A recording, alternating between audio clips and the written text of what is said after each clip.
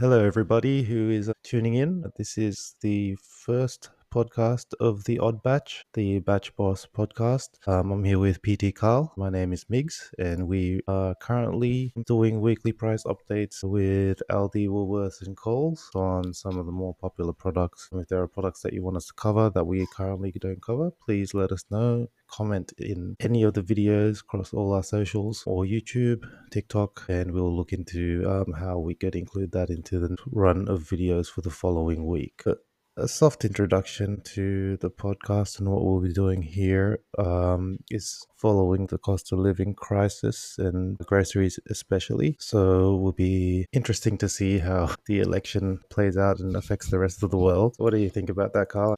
For the election in the US, whether that affects Australia or not probably depends a lot on whether Trump does anything that he says or whether there's any adults in the room, so to speak, that will hold him back from some of the more outrageous things that he says, like those blanket tariffs of whatever number he decides at the time, whether it's like 60%, 100%. He just says whatever is on his mind, and people don't seem to really hold him to any account. Hypothetically, if it did, I imagine that could have an impact, as he's talking about targeting China, which is probably our largest trading partner. Yeah, Whether that's yeah. going to flow through directly to food, maybe not. Maybe some of the bigger snack brands, we might see a bit of pain. Yeah, well, I mean, a large part of his voting demographic quote that a grocery shop costs X amount. But when they're complaining about the price of a basket, I don't think they've entirely considered that his radical actions might actually increase it, like keeping everything within the US, which is what he seems to be focused on, Yeah, yeah, can't absolutely. possibly lead to cheaper Yeah. overall baskets at the end of the day. Yeah, even if the tariff did give positive effects for domestic production, which for a lot of things, like it doesn't immediately happen. So if producers have their importing competitors now price goes up, let's say 50%, are they going to keep their price the same now that they have a ceiling of an additional 50%? Even if all things stay the same, or are we going to see more greedflation, which I think is a contributing cause for a lot of the inflation, where they're going to just say, oh, this is an opportunity now that our main competitors' prices have had to increase 50% just to maintain their margins. We can increase 30% and still are cheaper and aren't suffering those same cost pressures. So it's just driving their profits further. Yeah, we'll have to just let it play out. Yeah, living in Australia, it was yeah, a little bit disheartening to see just how much of a landslide it was. But we don't live there. I mean, Yeah. like the cost of living is a similar issue, regardless. From my personal experience, family of three, my average weekly grocery shop is anywhere from 200 to 250, Yeah. which is actually crazy. Like, it just seems like the costs are not level with inflation. Like it just doesn't make sense. Yeah. But I think the other problem is that we're already here, right? Doesn't matter who wins, the price isn't going to go down. The only thing that's going to happen is the rate of inflation is going to slow down. So, right now in Australia, the trimmed mean is what 3.5 or 2.8% or something. So, I think trimmed mean is 3.5%, and then overall was 2.8, but that includes some rebates for energy and stuff like that, which is sort of driving that rate down. But that just means that the prices are now only increasing that amount instead of the 5, 6+% that it was before. So prices are still going up every year, 2 to 3% or a little bit over. That's going to continue at least for another year. The Reserve Bank doesn't expect it to return to the target band until 26 or something. So the target is what, 2.5 or something? That's mid target. So people have to accept that prices aren't going to come down, and the hope for relieving that pain from inflation is that the wage increases now that it's sort of under control. So hopefully now your wage increases maybe in around at least 3 to 4%. So when inflation is 2%, you're slowly clawing back a little bit. Yeah, but wage increases here probably not that great either in Australia at the Yeah. moment. So what we're trying to do is give a little bit back by making sure that the prices that you pay are as close to the cheapest as possible, at least from the big three. So getting into that, Aldi will be cheaper for the most part, especially for if you go by just basket cost. So full grocery shop at Aldi for the same amount of items, like for like, or as close to like for like as you can, it's always going to be cheaper. Now, how much?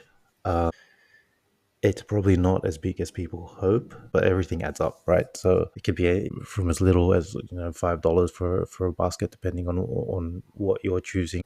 If I did a full shop at Aldi versus Woolies, I'd probably save 30 on a really good day, but for an average shop, it's probably closer to 15. That adds up, right? So Yeah, if that's weekly, yeah. I would say it's probably similar for me, around that 10% mark. Yeah, my family is just me and my partner. Even for us, cost wise, is probably pretty close. Even pre-COVID, I would have it would have been pretty easy for me to do like 150 or less for our grocery shop. And yeah. now I don't think I've ever been able to keep it to 150. Generally, I buy Whole Foods. I'm not spending too much on snacks or anything, so it's in that ballpark. But it's all the extra stuff like washing powder, and because everything's gone up, it blows out really fast. Yeah, so one of the biggest price increases I've found just between the last couple of weeks that we've been checking was in the meat comparisons. So lamb from last week was up quite a bit. I think it was in the $14-15 range. And now this week was up towards the $22 mark. And prawns as well seem to have a big difference week by week. Yeah, lamb especially seems to be sometimes just super expensive. I went to Costco maybe 3 weeks ago, and I got 8 or 9 kilo mixed of different cuts of lamb, like four-quarter chops, cutlets, shoulder roasts, a couple of shanks. I think it worked out to be like 13.99 a kilo or something. So that was crazy cheap. My other problem is because it's just two of us, and then I'm just like stuck eating lamb for 2 weeks, and I got lamb in the freezer. Yeah, I mean that's something definitely that we'll look into is how to do an effective Costco shop without having things go off because even now you have to shop week by week. I think before we started this project, I was doing 2 shops a week just to make sure that we were getting through everything and not letting anything sit for too long. Costco just encourages that a little bit more than Yeah, the others, just because it's cheaper to buy in bulk and yeah. The danger of Costco is getting the stuff you weren't needing or not planning to get. yeah. Like you really got to go in with a solid plan, otherwise that blows out like crazy. Because it's bulk, so everything's cheaper. But man, it's like like the big unit price. It's like 20, $30. So individually, everything's super cheap, but like it's painful to get at the end and see, well, this bill's like $400. Yeah, and if we're talking whole foods, which is what most people are trying to stick to know what's in the food these days, you then run into the problem of storage. So Yes. where you might buy for the week, as you would from Woolworths, Aldi, and Coles, you're buying in bulk, so you'll probably be buying for 2 to 3 weeks at a time. If you're buying fruit, for example, that might not stay. Yeah, yeah. It won't last. That's definitely something to look into. Tips on how to make an effective shop at Costco. But the reality is that the price differences, especially if you're doing cross shops between each, you will find things cheaper here and there at Woolies and Coles. But you could safely say you'll have a cheaper shop at Aldi if you just go there and don't think about the others. But if you have a Woolworths mobile or Coles mobile account, you can actually get 10% off once a month to bring most products down below the price of Aldi. So I have a Woolworths mobile plan. So at the start of each month, I will do a bigger shop at Woolies. And I'm now comparing to the regular Aldi prices and finding that the majority of the time it will be slightly cheaper. That's a hot tip if you don't care about being with the big companies, Telstra, Optus, Vodafone, going to one of these plans and taking advantage of the 10% off can actually be huge. Just looking now, I've got the Woolworths prices against the Aldi prices for this week. Pork mince, yeah, it would be 8.75 a kilo Woolies normally, and it's 8.58 at Aldi. So with 10% off, you're actually 70 cents a kilo cheaper at Woolies with that discount. So yeah, without knowing the price differential already between Woolies and Aldi, it's hard to judge how much you're actually going to be cheaper. Yes, in general, LD is cheaper, but there are some things where the difference is so close that, especially if you have any kind of benefit like that 10% off, it can be more beneficial at the major duopoly that we have in Australia, between Coles and Woolworths. And I think yeah, part of the issue with the duopoly is that there could be instances of price fixing. Whether or not that is true will be hard to prove. So that was one interesting thing that we found, that the dairy between Woolies and Coles, at least for their branded stuff, was exactly the same. Which can you call that price fixing? It is their home brand, and it's very likely coming from the same factory. I don't know if that means that there isn't competition in that space. Yeah, I mean, if every single item, branded and home brand, was the same, then probably. But with it just being the home brand stuff, probably not. Like, yeah, that's probably as cheap as they could get it. yeah, possibly. There's a few things to consider with it. How badly are the dairy producers and farmers getting stooged by the deals they have set up with Coles? Because just looking at the prices, all right, milk, that's probably already really toeing the line. It could even be a loss leading product. It's likely not. People don't go there just to buy milk and then buy other things. It's just milk they've probably tried to keep as low as possible. Because even Aldi, it's $2.99 versus $3. So Yeah, I yeah, don't expect that they're making tons off the milk.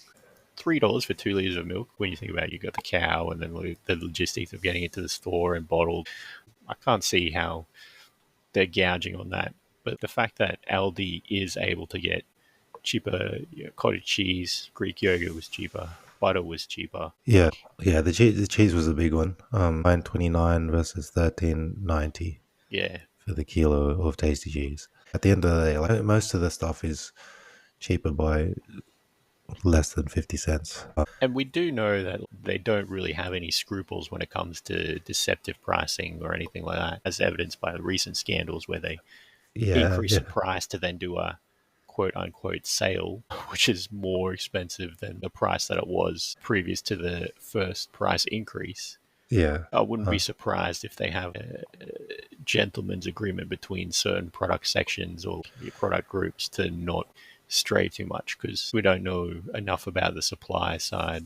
There's most likely only a few really big suppliers in Australia. So they probably have a pretty sweet deal set up between themselves. And it is a yeah, duopoly, so yeah, yeah. I mean, Aldi isn't even everywhere within the country.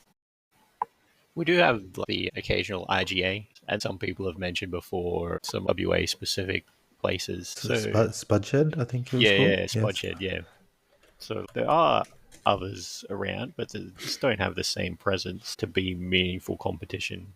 Whatever's closest to you is probably a decent enough place to shop. Like, especially if you've got the 10% off, you really don't need to worry. But this is more about where to get the cheapest product if you're shopping at all three, and maximizing that. So I've noticed raspberries are usually cheaper at Woolies.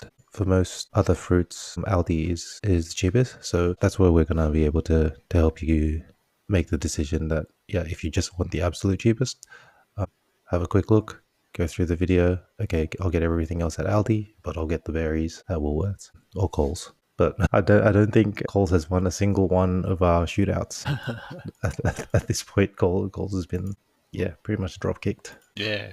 Yeah, actually, I found that very surprising because I remember there was larger scale report that had Woolies just slightly higher than Coles on average.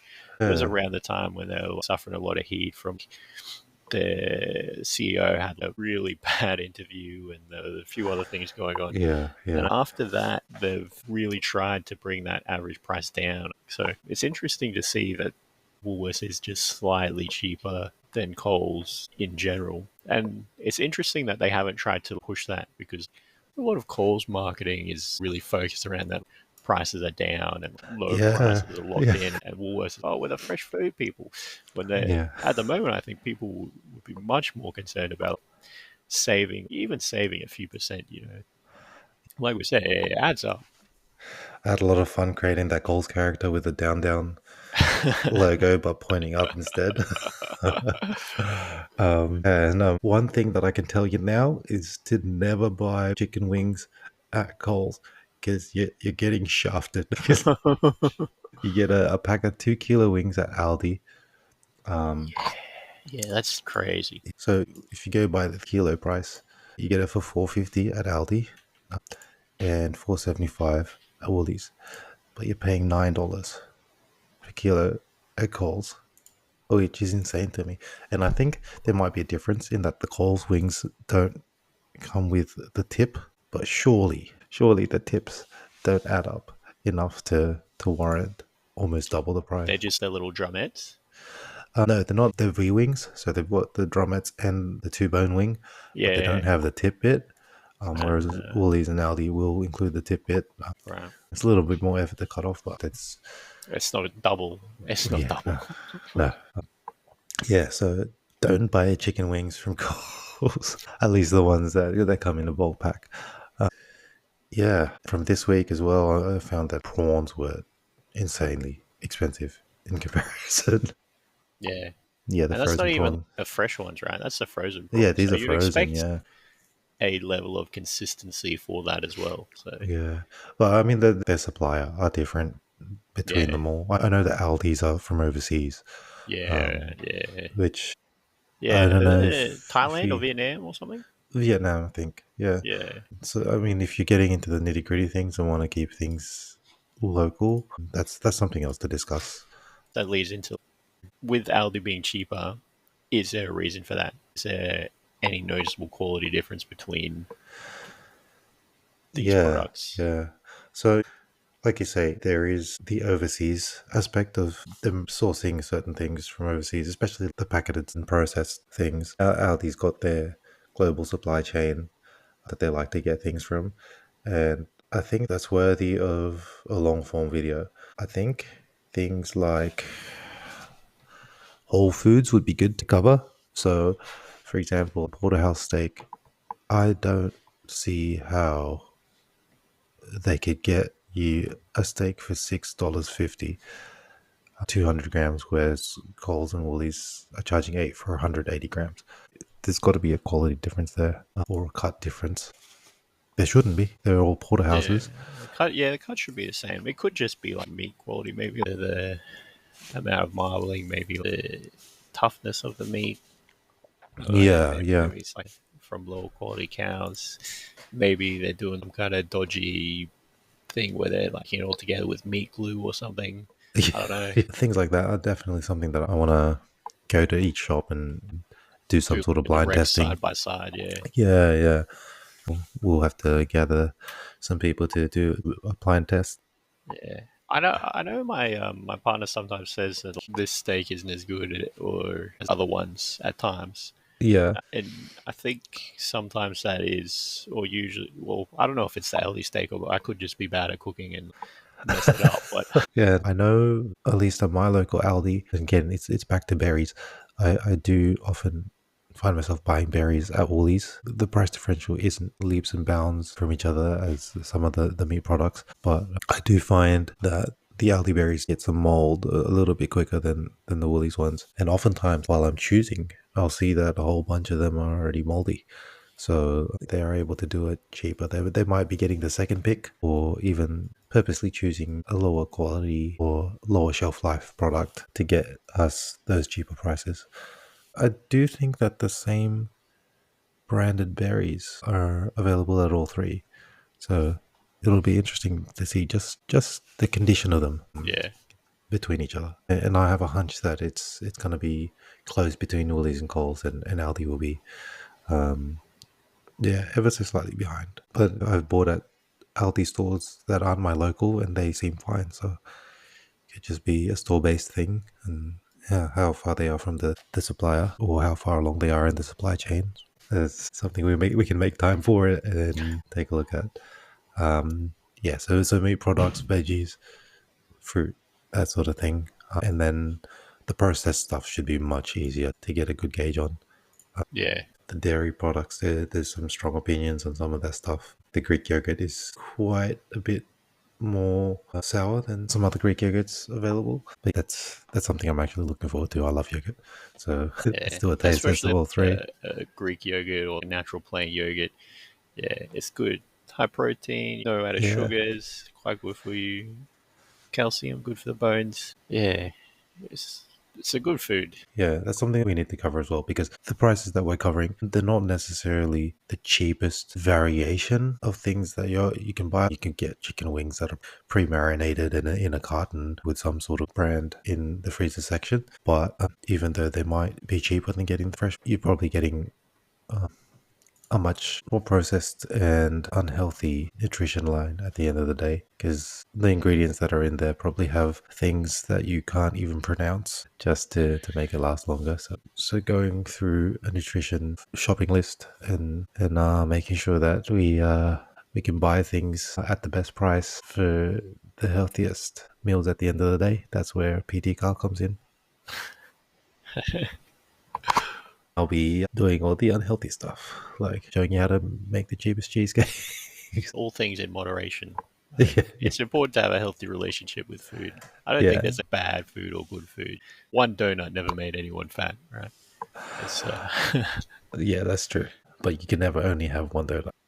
well, just the same. One apple never made anyone healthy. Yeah. Actually, speaking of apples, I've been eating the Pink Lady apples, and today I had bought another type because it was slightly cheaper and it was rubbish.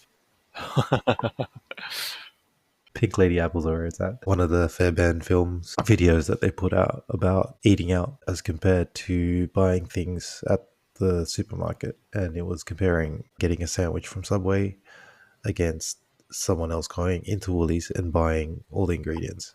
And it was pretty much the same, if not even more. And they didn't have leftover ingredients after the Yeah. fact. Whether that was just for dramatic effect and for entertainment value, I yeah, I think don't know. in general, I think that plays out, right? It makes sense, right? Even if you just take something super basic and easy, right? Like, let's say tacos, for example. Let's say you get your mince. Let's say you get a tin of tomatoes. Let's say you get taco seasoning. That's probably $9. That's probably $1.50. That's like $1. So you're at like $12.50. You get taco shells for like $5.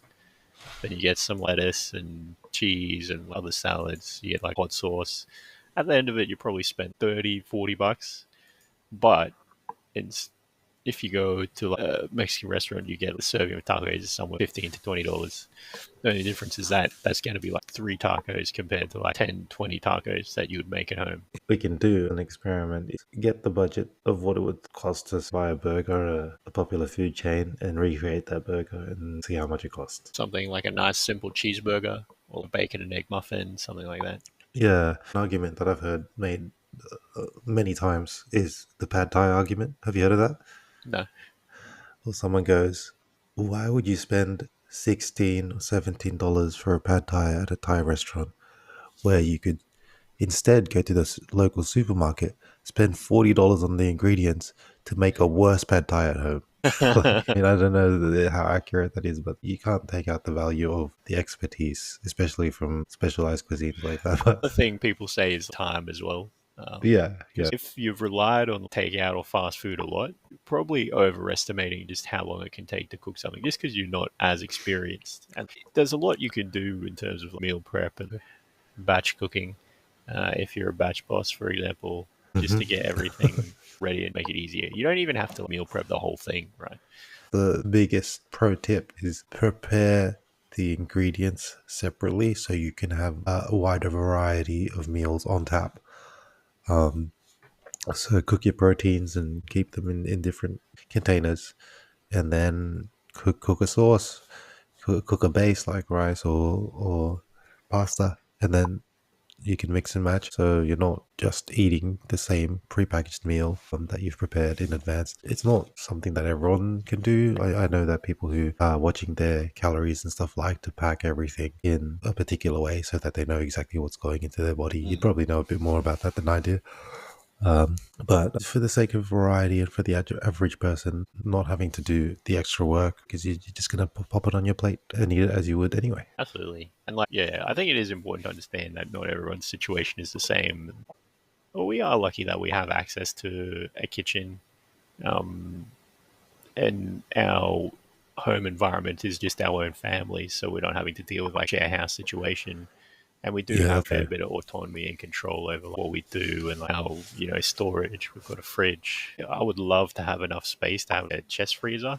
That would make it so much easier because I like to meal prep because for me, I know exactly what I'm eating, and what I'm eating then aligns with what my fitness goals are, and it's not something I have to think about during the week. And I'm the kind of person who doesn't mind eating the same thing for a week and then having something else, which, fully understand that it doesn't work for everyone, but there are different strategies you can use to help sort of make it work for you and make it a bit easier than just having to cook every single day from scratch. For sure. So I think that wraps us up for this first episode. I look forward to continuing to make these price videos. It's actually been helpful for myself going back to the prices to make sure that from last week they hadn't changed and things like that. But if there's anything else that you guys want to add to the list, we're obviously just going off of what we normally look at. So if there are things more popular, add them in. Was there anything else that you wanted to touch on, Carl? I've found it super useful as well because just being conscious about where I'm shopping, and I'm lucky enough that in my local shopping center I've got pretty close access to all three, so I can pick and go to Aldi and get the majority of my stuff done. And then if there's anything more specific, because the big downfall of Aldi is that it doesn't have as wide a range. Yeah, 100%. Yeah. Another benefit of this is if you happen to be at an Asian grocery or in front of a meat market or a butcher, you can quickly pull up and check the prices against all three. Then you know that you're going to be able to get it cheaper at the place that you're at. Go Yeah, for it. That's just absolutely. another reason to check these three. It's not that they're going to be necessarily the cheapest or that Aldi's going to outdo everyone else out there. It's just here are the prices. We're displaying it in a way that is trying to get a wider reach than the typical person who would be keeping track of this. Yeah, But again, as we grow, there's avenues for us to be able to just keep an updated spreadsheet that's easier to access. But we'll look into that down the track when we've got a bit more people keeping up with what we do. Thanks for tuning in to the first Odd Batch podcast. Don't know when we'll do another podcast, but we'll definitely be doing more videos. And you can hit us up in the comments anywhere, yeah. really. Let us know if Facebook. there's anything else you want to hear, you want to see. Awesome. All right. Thanks, Carl. I'll catch No you soon. worries. I'll Yeah. see you later. Yeah. And we'll catch you guys in the comment sections. Bye bye. See ya.